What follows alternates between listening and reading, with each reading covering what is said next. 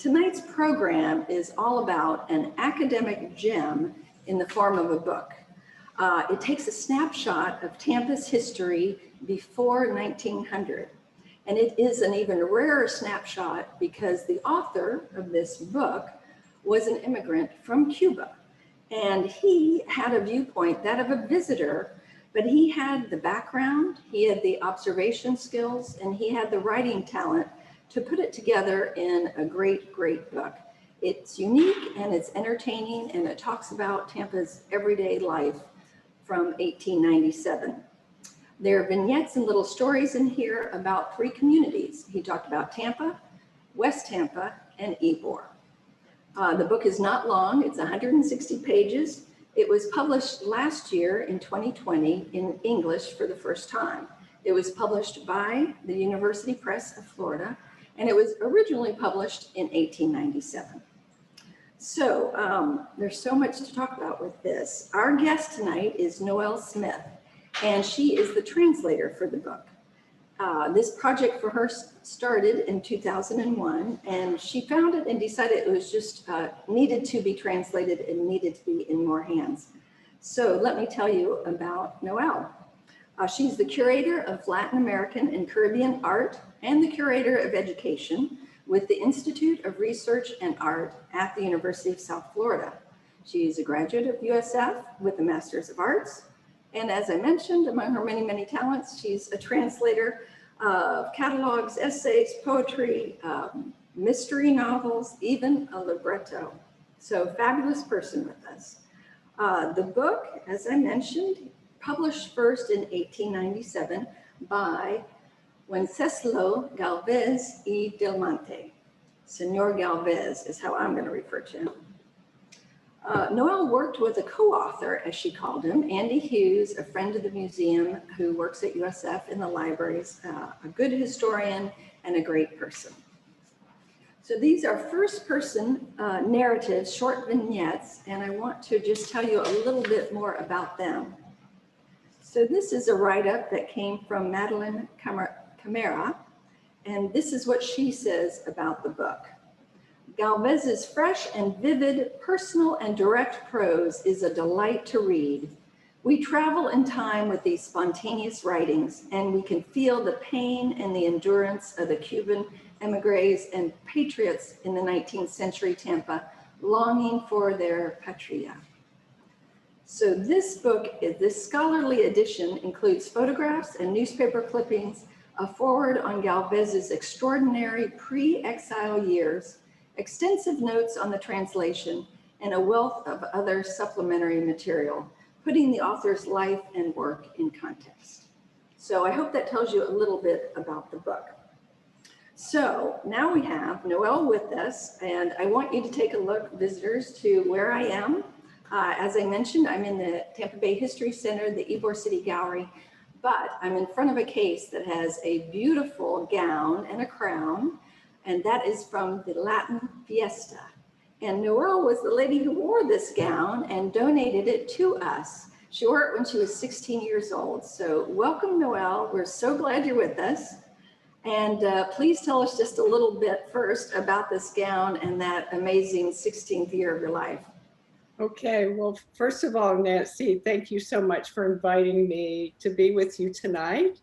And I'm excited to share this book with a wider public. During this time of the pandemic, it's a little weird time to be launching a book. So thank you so much. The other day when we met for our rehearsal, I was a little startled to see where you're coming from there at the Tampa Bay History Center. But yes, there's an organization in Tampa called the Latin American Fiesta, which started actually in the 30s and is part of the very vibrant social scene that centered around Ybor City and West Tampa and the Latino community, you know, probably until around the 70s. So yes, I was Latin Fiesta Queen. It was a big, big deal in the Latino community. And I was 16 years old, which was really ridiculous. Um, but you got to wear really cool dresses. My mother went down to, or was going down to Argentina to visit my godmother, Kiki Paneer, who's a Tampa native. And she picked up that fabric, and then she put, after the dress was made, she hand put the glitter on there.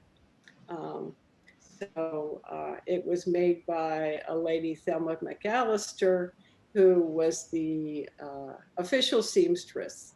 So for all the girls, for many, many years, the queens and all the girls who ran for the court and the girls who came on the court, Thelma made all our dresses, and they were all that sort of Spanish style.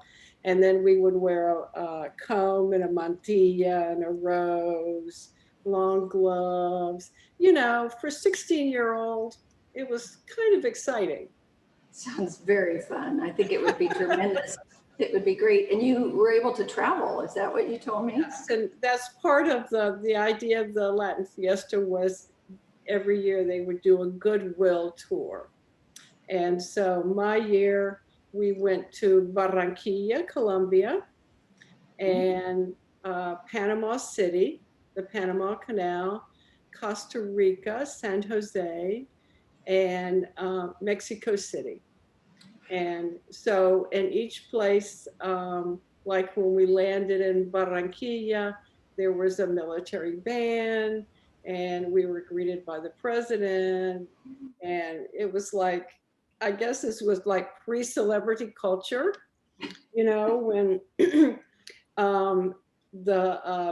so-called beauty queens were a big, big deal.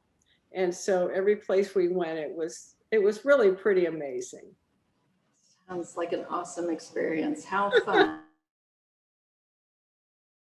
And we are with us here at the museum. So that's very, very kind and of I was you. grateful for you for taking the dress and the crown, because they sat around for years and I never knew what to do with them. So thank you. Well, they're in safekeeping here for sure. But it's been very fun to work with you over the years and on this project as well.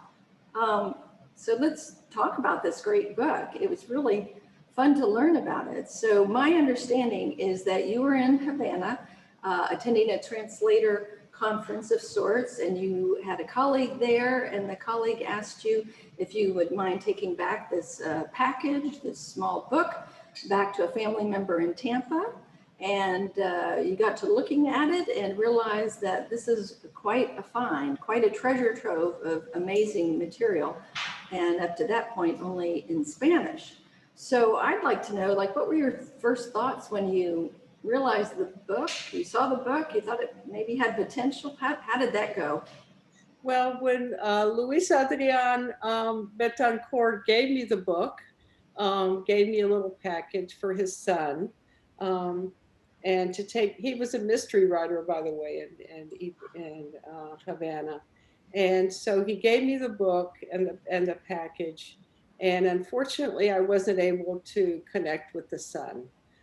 So then I started looking at it, and it's just a little, I should have brought it out to show. It's this tiny little book, and it's sort of beat to hell, you know, and it had hardly any information in there. And so I started looking at it, and I thought, well, and reading it, and I thought, well, this is something I've never come across before. You know, I don't believe that there's a first person account of Ybor City and Tampa during that time. I've never seen anything like that. So I started investigating it and trying to figure out exactly what it was. Thankfully, the great Tampa historian Tony Pizzo had found a copy, and that copy is at the special collections at USF. So that was very, very helpful. Again, special collections there is great, and that was very helpful to try and figure out what was going on with that. I also, through friends in Cuba, I would sort of write them and say, do you know of anybody who might know about this? So I also did quite a bit of that, and was finally able to come up with one historian there who was able to help me a lot. So it was just a question of piecing it all together. And I love a mystery, so it was really fun. And you got to be in the middle of your own mystery there. My own little mystery. That's right. But my thought was, because translation's kind of a hobby as well as now I do it professionally, of course, but I thought this was such a great opportunity. This is just such a fun book. I have to do this. And so I did it, but it took an awful long time because it was like a hobby, and you know. Well, that was one of my questions. You had told me that you got hold of the book in 2001, published last year. So that is almost a 20-year span. So yes. What transpired, or how did that go? Well, I knew the book had a lot of value. So I did a couple of times put out some feelers to University Press, and they were always interested. But they were always telling me, oh, we're a scholarly scholarly publisher, so we're going to need all this other scholarly stuff. And I was going, I don't want to do that, I just want to get this book published. So when I had finished the translation finally, and then one summer I did spend a week up in special collections and trying to find photos, which I'm going to show some now in a little bit. Mm-hmm. And then so I'm thinking, I need to get this published. I've got so much work into this, and it needs to be out there. So finally, I knew Andy Hughes, and finally I went, Noel, this is right in front of you. So I sent the manuscript to Andy and I said, hey, Andy, what do you think? And he went, let's do it. So he immediately saw the value. And I don't think it would have been done if it weren't for Andy, because he did the parts I didn't want to do. At what point did Andy get involved, and how did you divvy up that? It must have been pretty clear what he would do and what you would do. Oh yeah, once he got involved, it moved along really fast because he has great energy. Mm-hmm. So the idea was that he would write the foreword, the historical foreword, and then of course I needed to write the biographical and literary note, and then he helped. We both worked together on the footnotes, which are very important to the text. They're very informative, I would say. They're not like your typical footnotes. They really, your brain comes to a question and the answer is at the bottom of the page. So exactly, that was the idea. And then he did the index. So it was very much, a partnership. I'm so grateful to him for what he did. Well, we love working with Andy, and I think he's the one who proposed your book for this series. So we thank him for that. Oh, yeah.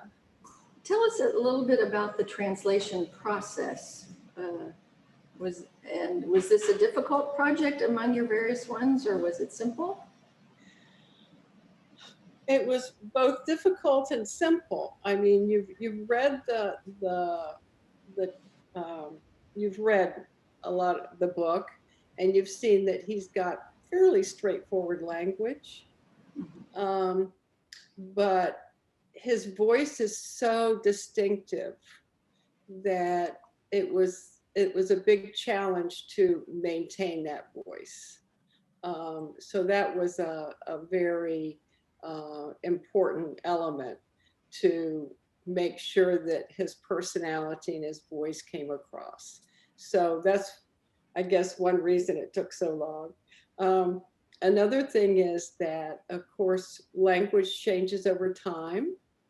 And so some of his phrases and some of language changes over time. And plus, you know, I sort of look at this as a Gen Xer from that age because he's sarcastic and he's funny and he's flippant, you know, and he uses sometimes these phrases that I have no idea really what he was trying to get at.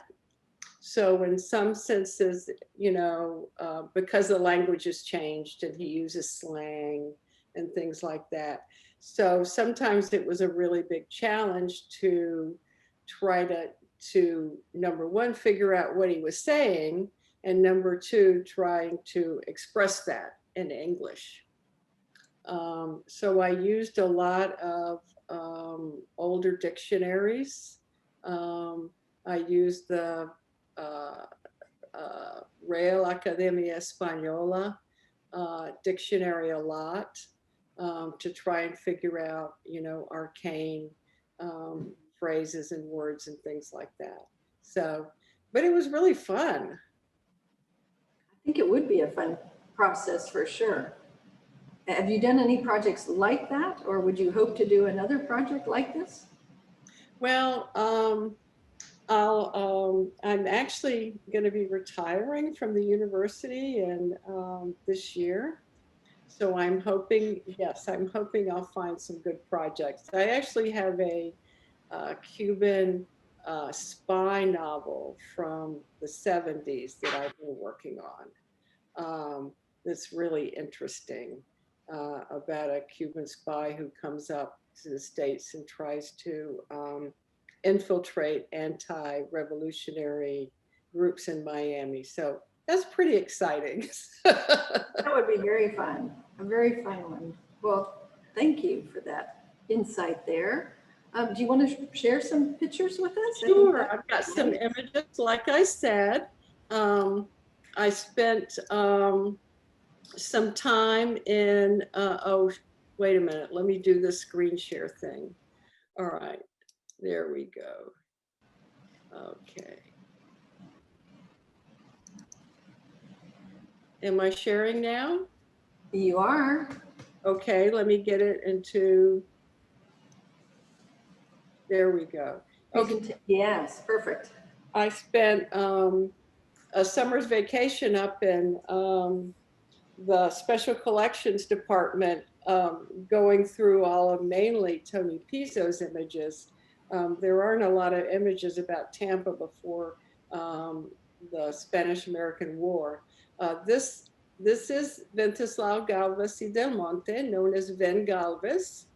And you can see it's very pixelated. This comes from Felix Julio Antonio Lopez in Cuba. So you could see Galvez is a young man, and it's very, very sharp, intelligent looking young man, I think. I don't know that there's too many other images of him. Galvez traveled from Cuba to Tampa on the Olivette. And when he came to Tampa, he stayed to begin with at the Hotel Victoria, where a lot of Cubans stayed. So you can see that was in Ybor City. This is Franklin Street. You can see the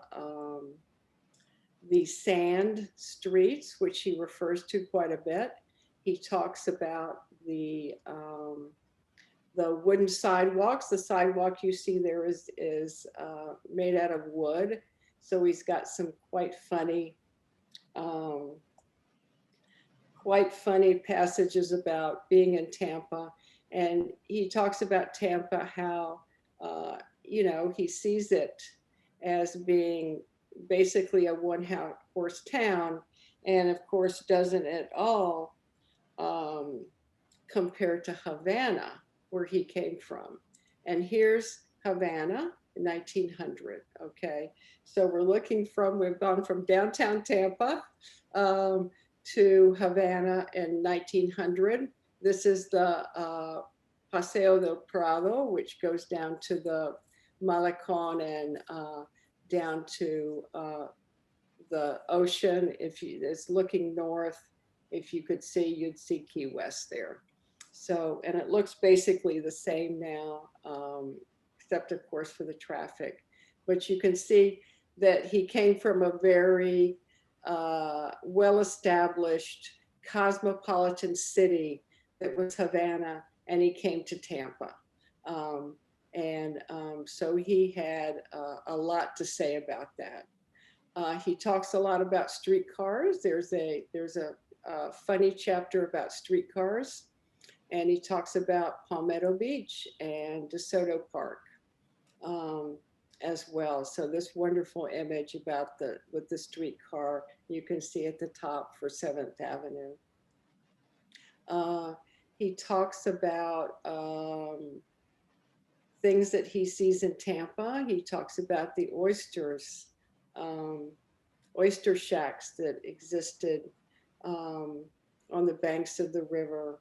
Tampa had wonderful oysters until they were eradicated for, I don't know, I guess overfished or whatever, but here's an image from the river at that time. Talks a lot about West Tampa. Here's Cespedes Hall, which was, you can see is still in construction.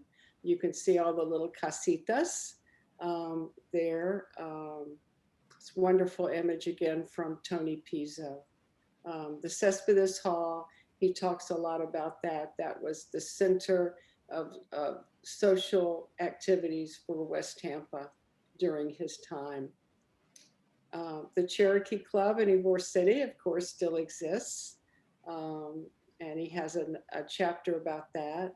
A little resentful about how it's a private club. And then he talks about several people, talks about a lot of people actually, but of course he has a very touching chapter about Jose Marti, about how Jose Marti is dead, but that he is constantly with every Cuban in their hearts and minds, and he is their inspiration. So he's right there in the middle. Also, he did not overlap with Jose Marti, correct? No, Jose Marti, I believe, died in '94. He went down to Cuba and was killed in the war. Right. So here's a couple of very important people. Ramon Rivera and Rivero was editor. Oops, what happened there? Sorry about that. There we go. There you go. Ramon Rivera was editor of the newspaper Cuba, which was the official organ of the Cuban Revolutionary Party in Tampa, and he collaborated closely with Jose Marti on the party. So he was a very important man. And I think that image of him is so wonderful. His eyes, his look, he's just beautiful. Mm-hmm. And Nestor Leonel Carbonell, had led a contingent of insurgents during the 10 Years' War, created the Cuban Revolutionary Party with Jose Marti. So, and he had a bookstore in Tampa, in Ybor City, and that bookstore was really an oasis for many of the Cubans, especially like Galvez, who had a literary background. It was also a place where a lot of the lectores came from. He also fulfilled that function in Tampa. He talked about it as a gathering place. It was definitely a gathering place. People would gather there. Galvez talks about he would have wonderful conversations. They would read aloud from some of the classics. You know, they're in a place where they think there's no culture and where they feel, you know, it's inhospitable. So having literature there and having his bookstore was a great kind of touchstone and comfort to them. But, and I don't want to leave out the role of the women, the Cuban women. And actually Galvez writes quite a bit about them. But among the Cuban exile community, they had one overall arching aim, and that was to get Spain out of Cuba and to support the insurgents' war, the War of Independence in Cuba. And So, what role did the women play? well, what they did was they raised money. And they, while the men were off doing politicking, right, and earning money, the ladies, and there were, I don't know how many different clubs. This is La Estrella Solitaria, the solitary star. They would put together picnics and raffles and plays and parties and dances and all kinds of things. And everybody in the community would come, give a little bit of money, participate, and then they would take that money and give it to the party, who would then take it to buy medicine, ships, guns, whatever. So they supported the war in a very, very real way. They were very important. From my understanding, they knew the war would not be quick. They'd had experience with long wars, but they still always dreamed of going back. Wasn't that for many exiles? The idea was, I will be back there sometime soon. Exactly. I'm sure some of them stayed in Tampa, or in the States, but I think that for the vast majority of them, this was a place to weather the war. This was a place to get away from, the reconcentration camps and the horrible things that were going on there. And it was all about returning to Cuba. Wow. So that's the images I have. Wonderful. Thank you very much. And I know many or most of those are in the book. So if our guests were to look at the book, buy the book, they would get to see some of them through I'm that. trying to figure out how to get out of screen share. Am I out of screen share? Toward at the top. There you go. There we go. All right. That was good. So, early stopped. Okay. So maybe just clarify, what year did he arrive there? Galvez arrived here in Tampa. How long did he stay? And what was his initial, reason for coming here? Well, he came in 1896. In fact, there was a little article that we've reprinted here that talked about people on February 6th, 1896. What precipitated it was the appointment of General Valeriano Weyler, otherwise known as the Butcher, to come to Cuba and take over the war. And so people knew that was going to be pretty bad. And so many, many people fled. So that was why he and a number of other people came. And effectively what Weyler did then was because there was so much support for the war in the countryside, he took so many people from the countryside and put them into these, what they call these reconcentrado concentration camps. And hundreds of thousands of people died from hunger and disease. So he had a real strategy there for dehumanizing the people and wearing them down. Absolutely. So that was the precipitation for Galvez to coming to Tampa. And do you know if he considered any place else? I mean, obviously there was a strong connection between Cuba and Tampa in the years prior. And did he come with any family? I think he came with his brother-in-law.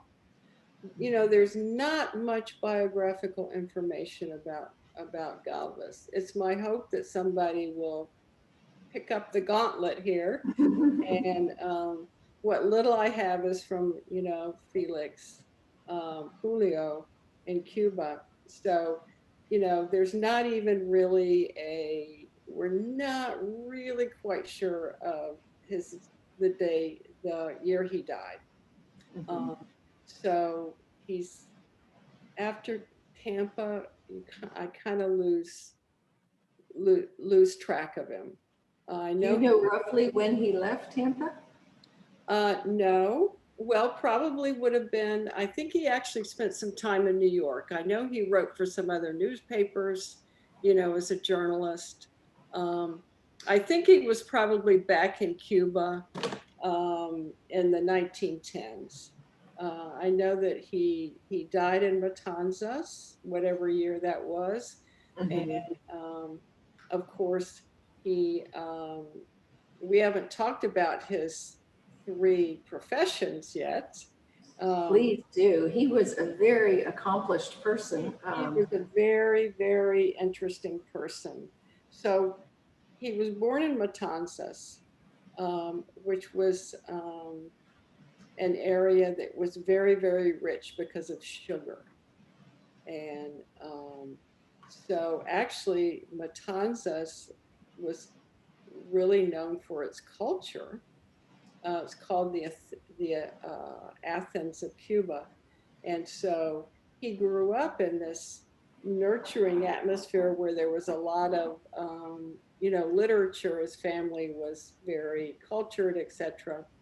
But I think that Matanzas was where the first um, baseball game was in Cuba. Um, so you know, he learned to play baseball. So he was a champion baseball player. He's in the Cuban Baseball Hall of Fame. And he actually did write the first history of Cuban baseball, um, which I have not been able to lay my hands on a copy of it, um, even a reprint. But anyway, he did make another very important contribution, which was the history of early baseball in Cuba. Then his family were mainly politicians and lawyers. So he went to Havana and enrolled in law school there at the same time where he pursued a career as a journalist and as a writer. So to my knowledge, he left baseball behind and then concentrated on law and journalism and literature. So we And had those. how do you think these careers contributed to his writing style or maybe the significance of this book? I don't know. I mean, certainly the journalism and the literature, you know, if we want to talk about, and I know one of the things you wanted to talk about was costumbrismo, um, which is the style that he wrote in, which is of vignettes. So certainly he was very influenced by costumbrismo, which was a dominant style in Cuba and Spain and Cuba in the 1800s, which was that, as you described earlier, that they would, it relied on descriptions of everyday life and descriptions of how people were behaving, cities, et cetera, et cetera. So he adopted that style, which is kind of, you know, in his case, very breezy. Well, it does make it a very readable, entertaining style, I would say. You just love to get to the next page. You know, it sort of makes it a page turner in that way. Like, what is he going to say next? And Right. his particular style seems to have a lot of humor in it as well. So that He's contributes very to funny. making it Yes, he's a very nice funny. book. Was that a style that was popular in English language books as well, to your knowledge? Not that I know of. you know, and I have to, it's so funny because I have to give, you know, two people at USF a lot of credit for helping me. I mean, when I started doing this book, I didn't know what costumbrismo was. You know, I mean, I know about Cuban visual arts, but I don't really know about Cuban literature. Um, it was really Madeline Camara who took me in hand and told me what I had to do. And We're thankful for that. yeah, and then Kevin Yelvington, who was the editor of the Diaspora series, which this book is within, really helped me a lot with biographical data as well. So, Well, a question. Galvez, Senor Galvez he seems like he had accomplished a lot before he came to the United States, before he came to Tampa. But was he well known at home? Was he a famous person? he was quite well known. He was quite well known. First, he was well known as a baseball player. And the interesting thing about the baseball is that it was really a middle class pro independent sport. So many of the people who played baseball were, you know, guys from solid middle class backgrounds and whose families were very much pro independence and anti Spain. And so this was also very allied. Baseball was also very connected to literature at the time. So many of the periodicals of the time very combined literature with baseball. And so not always a common combination there. right. So between, you know, between his fame as a baseball player and his literary activities, he was quite well known. Plus, he was very well connected politically. His family was very well connected politically and important. So yes, he was known. Well, I know that he does mention a part of that in one of his stories, so we'll get to that in a little bit. But I'm curious now, he divides the book into the three cities, Tampa, Ybor, and West Tampa. And then he seems to describe and make observations about them quite honestly. But how do you think he compared our cities to Havana? What do you remember of his story? He thought Tampa was like the end of nowhere, basically. You know, he had appreciation for for example, the Plant Hotel. You know, he wrote a long chapter on that. He thought that was quite a wonderful thing. You know, he appreciated the river, and he appreciated some things about Tampa. He didn't, you know, think that it compared at all favorably to Havana. Um, and so, you know, he thought a lot about, you know, he described too the fact that there were there wasn't really much recreation for people to do. You know, he rails against the fact that he couldn't get a glass of beer on Sundays. He sort of ridicules that. You know, he ridicules the Salvation Army, which apparently was active in Tampa at that time. So, you know, he has a lot of sort of cranky things to say about people and about the city. Did you or perhaps Andy think that he had an accurate view of Tampa at that time? Well, certainly when he describes, you know, the streets that are all sand, you know, and he says that it's easy to be insanded in Tampa. Um, and when he describes the wooden sidewalks that buckle, you know, he talks about the police and the way they operate. And I think Andy felt that was pretty accurate. Talks about the bar rooms. So some of it seems to be fairly accurate reportage. Mhm. Um, He describes the lack of shoes, like people walking around without shoes, that's so in some funny. depth about it. It seemed to Yeah, fascinate him.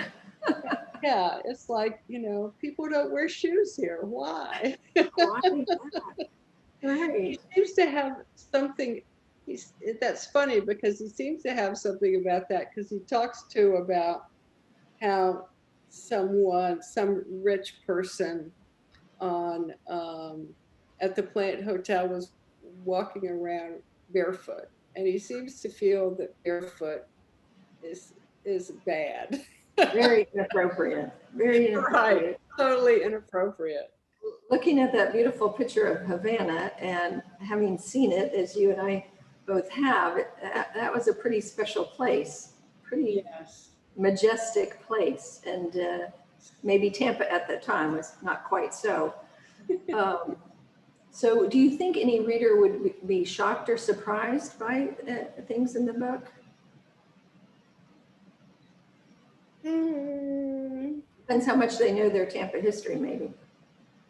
Yeah, I guess it would depend, you know, on how much you do know about what Tampa was like. I don't think it'd be particularly shocking to anybody. Right. Um, One of the most fun parts of the book I found was his pieces on the lector. Yeah. And there's a story at the beginning where he is auditioning, which he makes some really interesting points. And there's then a longer story at the end where he is actually a working lector. Mhm. What did you think of that first story when he's auditioning? It was really funny, you know, because he does.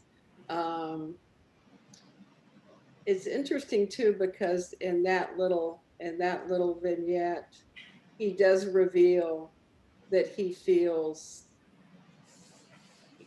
doesn't often reveal himself, but in this one, he says, "Here I am, you know, nobody knows who I am here. And here I am auditioning with 8 other people, you know, to be a lector in a factory."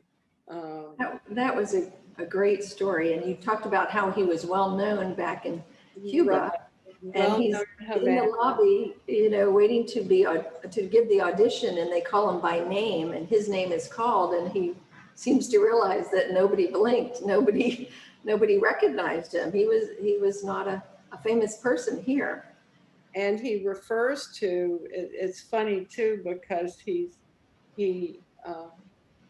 I guess the lectores had to talk really loud and project a lot in order to, you know, be heard.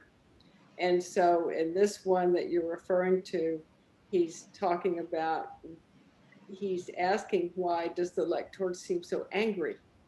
Um, but no, it's because he's shouting, you know, and he refers later in another one, having to sort of act out the books. And so that first one, it is very funny, especially when he's like, he got no votes.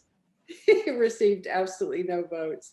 And at the end, he says, "Wow, I never knew I couldn't read."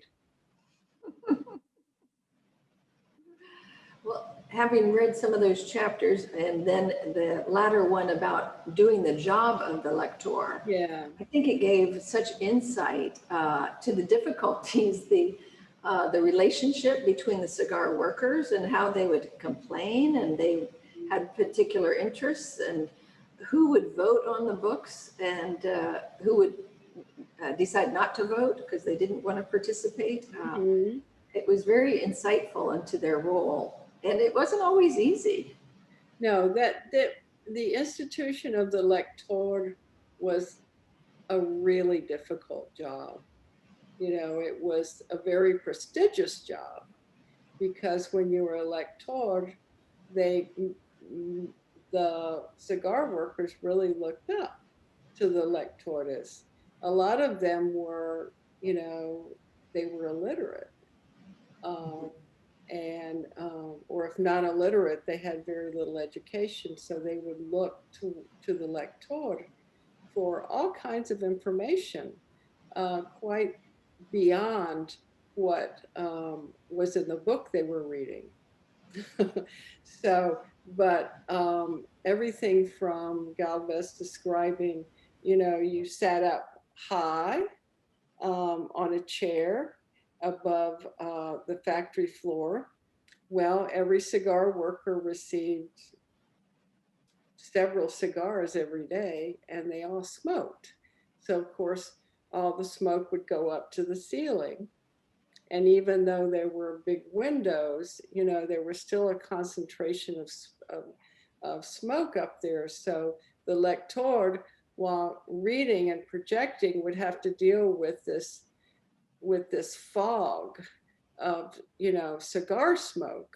So it was extremely hard on their throats. In fact, he says it took him probably a week to get accustomed to that. So that was one of the problems. Another problem was, you know, they were expected to bring in their own newspapers and their own books and things like that. So they would have to purchase those. So, you know, they would have a kind of cost that they had to bear, leading us to the fact that the way they were paid was spotty because not in Key West apparently all the people in the factory had to pay, but that wasn't the case in Tampa. So if you didn't want to pay, if you were a cigar worker and you didn't want to pay, you didn't have to pay. You didn't get to vote on um, what literature and what books they would read, you know. And of course, as we talked earlier, then the lectores were actually chosen by the workers. So if you were lucky enough to be chosen by the workers and you were lucky enough to survive the smoke, and then hopefully you would be lucky enough to be paid. Um, and so they didn't always get paid what they were. And in fact, in the book, we include a newspaper cutting of a lector, a famous lector, who actually committed suicide because he was so distraught over the terrible payment. He couldn't make it. It seemed very difficult. I got the impression that the cigar factory that he worked for was maybe not quite as prestigious as the one that he auditioned for. So there was a mixture of people paying him and not paying him, but also that instead of having one boss, he had many, many bosses. Many And bosses. they would complain if he started a minute late or if he ran over, and they had every right to complain because they were contributing to his salary. Exactly. So it was a very kind of politically fraught job. Yeah. Yeah. Well, those were some of the most entertaining stories that I read in there that I really liked. I wondered about some of the other topics that he explores. The ones, slavery, we talked a little bit about. It's sort of interesting to think back to that time. I believe you said that slavery was banned in Cuba in 1886, and he came over just a few years after that. Yeah. So that was a pretty recent thing. Of course, in America, slavery had been outlawed 2 decades earlier.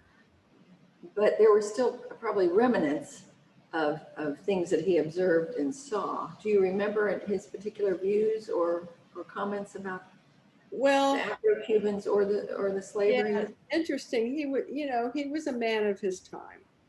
And so I think that you know,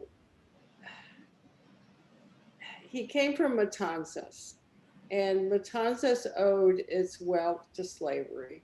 Well, like the United States, but Matanzas especially owed its wealth to slavery and sugar. And so, there was a high concentration of Afro-Cubans in Matanzas. Some played baseball. And apparently, I haven't read his book about the history of baseball in Cuba, but apparently he was not very welcoming of Afro-Cuban baseball players. Okay. On the other hand, in Cuba, one thing that happened is that there was a very mixed population. It wasn't like in the United States where it was basically slaves and African Americans, very segregated. No, the Cuban population was very, very mixed.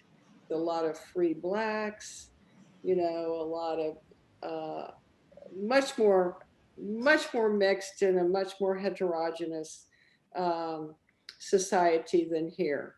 Okay, so I think he sort of took that idea and then he reacted. Of course, here we had Jim Crow laws already.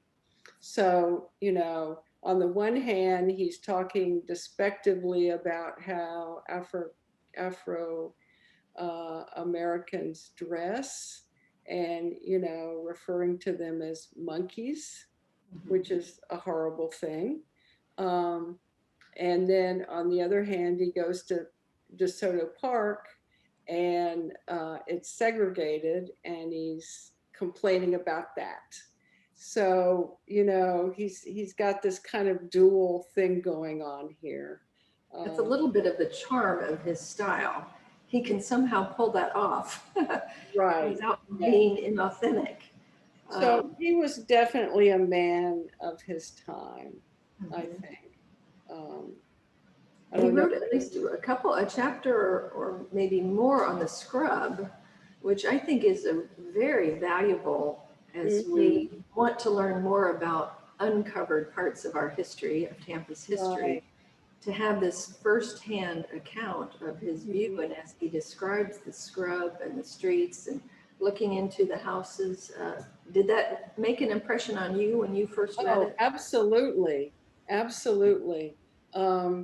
And also his account of a baptism in the Hillsborough River, a black congregation, which also was very interesting. And, in that one, I didn't really detect racism. I detected just his basic kind of attitude.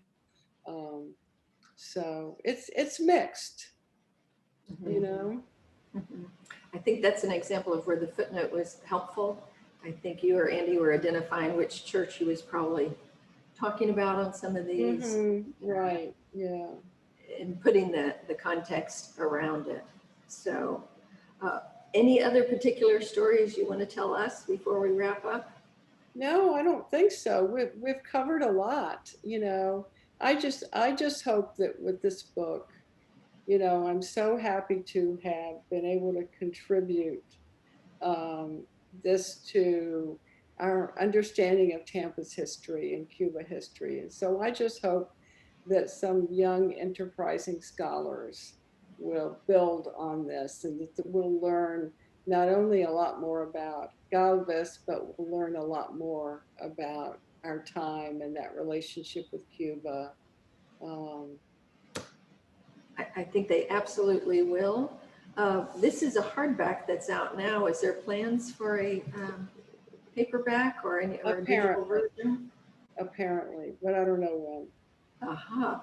All right. So if anybody wants it at the moment, it's the University Press of Florida or the Tampa History Center's museum store. and I think it was great, and I hope it's been well received. It certainly has been well received here. Thank you. It's very nice to talk with you. Thank you, everybody, for joining in, and look forward to seeing you sometime soon. Thank you so much, Nancy. It's been really fun.